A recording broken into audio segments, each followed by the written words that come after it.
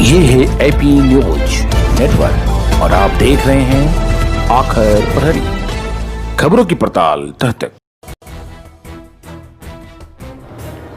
भ्रष्टाचार का वेग चढ़ा, बिहार झारखंड को जोड़ने वाली 41 करोड़ का NH-80। बिहार और झारखंड को जोड़ने वाले नेशनल हाईवे 80 आज अपनी दुर्गति पर जमकर आंसू बहा रहा है। खासकर भागलपुर में सबौर से कहलगांव के बीच 41 करोड़ से बने 31 किलोमीटर वाली NH-80 भ्रष्टाचार का भेंट चढ़ चुकी है।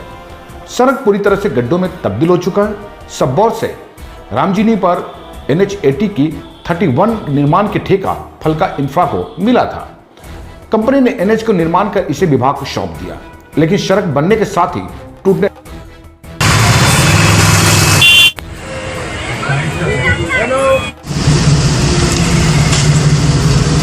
चलिए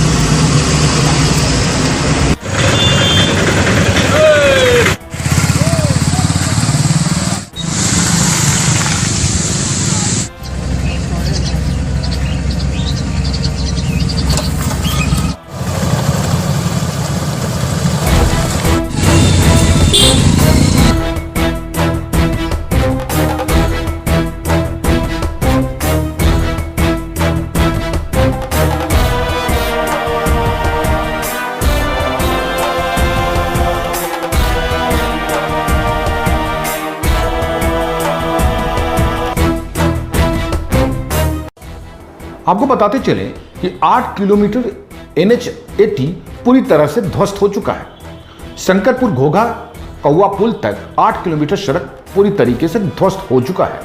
वाहन चालक अपनी जान हथेली पर लेकर सड़क पर बने विशाल खतरनाक गड्ढे को पार करने के लिए मजबूर है। यही हाल इंजीनियरिंग कॉलेज से लेकर कौवा पुल तक नवनिर्मित NH-80 का है। वहीं कंपनी मेंटेनेंस के नाम पर कुछ डस्ट गड्ढे में डालकर खानापूर्ति करने में जुटा हुआ है।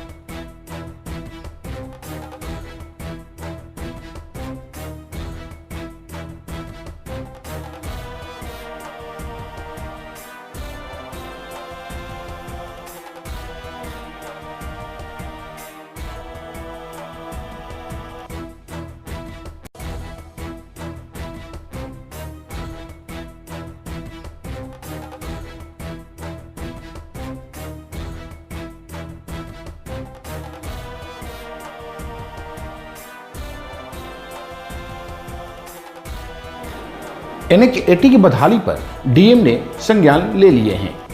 NH-80 की इस बदहाली पर डीएम प्रणव कुमार ने संज्ञान लेते हुए एग्जीक्यूटिव इंजीनियर को पत्र लिखा।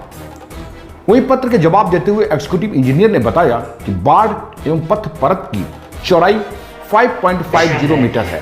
बावजूद इसके भारी वाहनों को चलने से सड़क की दुर्दशा हुई है। एग्जीक्यूटिव इंजीनियर की माने तो इंजीनियरिंग कॉलेज से लेकर कौवा पुल तक पथ परिवहन और राजमार्ग मंत्रालय की ओर से चेंज ऑफ स्कोप के तहत प्राक्कलन की स्वीकृति मिल चुकी है। जल्द ही इसके निर्माण भी करवाया जाएगा, जबकि घोघा से शंकरपुर घोघा कौवा पुल तक का निर्माण कार्य करने के लिए शिकायत दर्ज किया तो सरकार की तरफ से यह जवाब मिलता है कि सड़क पर भारी वाहन चलने के कारण सड़कों की यह दुर्दशा है। तो सरकार यह जवाब दे कि आखिर भारी वाहन NH-80 पर नहीं चलेंगे तो कहां चलेंगे, और NH-80 का यदि निर्माण हुआ है और भारी वाहन चलने से वह गड्ढों में तब्दील हो जाता है, तो सरकार यह बताए कि NH-80 पर क्या खिलौनों को चलाने के लिए NH-80 का निर्माण किया गया था।